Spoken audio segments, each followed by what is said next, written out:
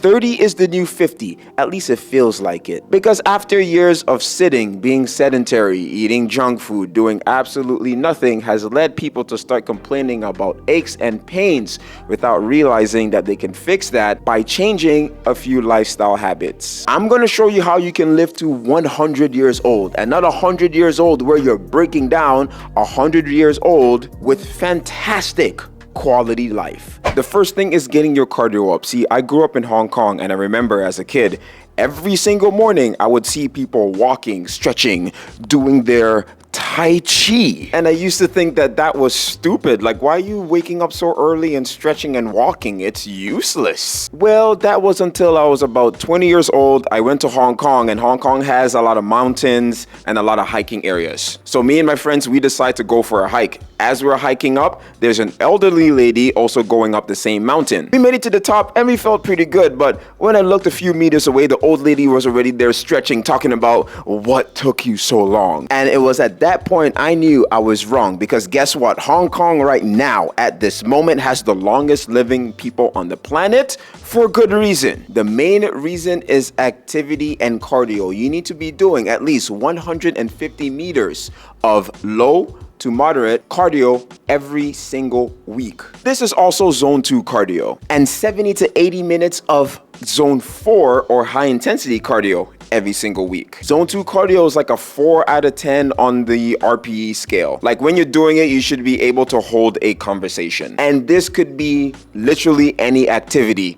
Go for more walks, go for a light jog, play a low intensity sport like table tennis, and my personal favorite, jump rope. High intensity cardio can be done once or twice a week, and the thing about it is that you need longer recovery times, at least 48 hours. Your heart is a muscle, and muscles need to be trained because cardiovascular fitness is linked to lifespan, and you have to keep it young and pumping forever. For high intensity training, you have many options. You can do intervals like 30 seconds to 1 minute run, 30 seconds to 1 minute rest, and you just do that for 20 minutes. You can even do the 4x4 method, where for 4 minutes, you're running at the fastest speed you can maintain, and then you're walking for 4 minutes. I hate cardio. For me, cardio is boring, especially zone 2 cardio. So I get most of my cardio on the basketball court. I play basketball maybe 2 or 3 times a week, and I'm hooping for at least 1 to 2 hours every single session. Making cardio a priority and doing it consistently can actually make your heart younger by at least 10 years.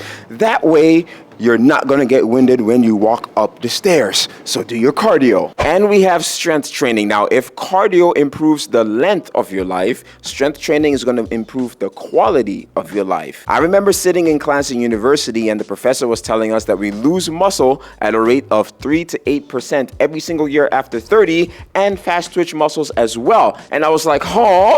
Excuse me?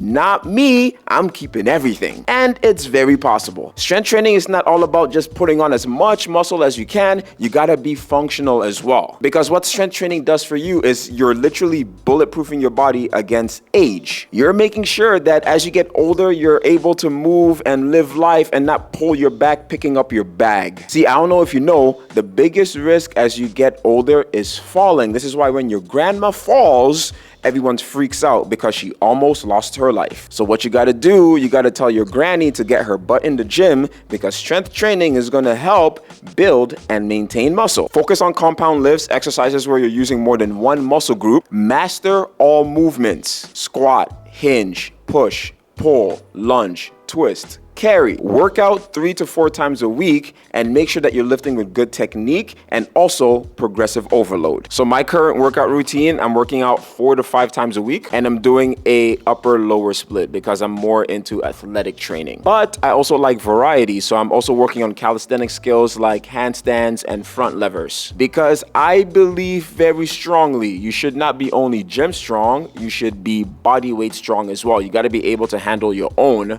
body weight. Like, how many times have you gone to a gym, seen the biggest guy in the gym, and he can barely do 10 pull-ups? But when it comes to strength training, you have to pick the style that fits you best. If that's weights, if that's calisthenics, the choice is yours. Have fun with it. But the biggest key is you gotta stay consistent. I want you to try this. Get down in a deep squat and hold it for as long as possible. As soon as you can't hold it anymore, stand right back up with no problems. Can you do it? See that? We used to be able to do that as toddlers and kids, no problem. But a combination of age and lifestyle wrecked our mobility. Now the key to keeping your joints strong and young is movement. There's a protein that our body produces called lubricin. It helps lubricate the joint during movement and maintain healthy cartilage. Mobility is the marriage between strength and flexibility, and it's the ability to move your body freely without any pain. We lose this ability as we age and when we lift with horrible technique a little bit too much. So if you want to regain your mobility, here's some simple exercises that you can start implementing. The most basic is a deep squat to open up your ankles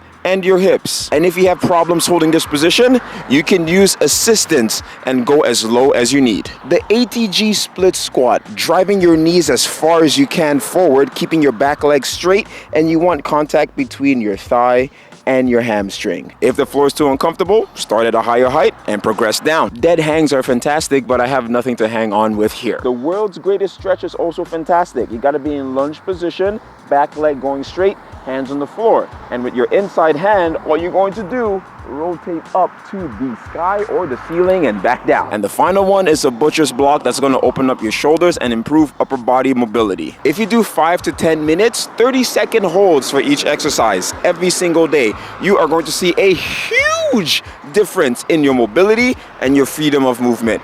I know this because there was a time that I was not able to squat deep, and now not a problem. When was the last time you jumped, skipped, or just went for a run? There are two muscle fiber types, type 1 and type 2. Type 1 is the slow twitch muscle used in endurance and is pretty much what's holding you up right now. We use it pretty much every day when we stand, sit, walk. Type 2 is a fast twitch muscle used when we run, jump, or do any explosive exercise.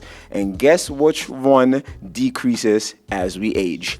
Type 2. And this leads to less muscle, less power, less agility, less balance, more falls. If you want to prevent this, you have to start adding power exercises into your workouts. The best exercise you can do to reverse and slow this process down, plyometrics. You can skip or you can pogo hop, bounding on a spot. Because you work on your balance, your coordination, your agility, you're gonna develop more fast twitch muscle, which makes you stronger and more powerful. Level 1 is pogo hops. Level 2, just higher, pogo hops. Level 3, traveling pogo hops. Level 4 and 5, single leg pogo hops, single leg bounds, low tuck jumps, eventually going to high tuck jumps. You can do the same thing with your upper body too, with plyometric push-ups. Starting with a variation that you can do without any pain. That could be on your knees, that could be elevated, and that could be just working on push-up speed. Most important thing, you need to make sure that you are eating properly, meaning eating your protein, at least 0.8 grams per pound of body weight. Eat your veggies and fruit for more fiber, and then use carbs as a source of energy. Sleep well, at least 7 to 8 hours every single day. And that right there is the formula of living a longer and better quality life. Your body does not have to break down as you age if you don't want it to. So before you start blaming genetics and your big bonedness, work on your lifestyle first.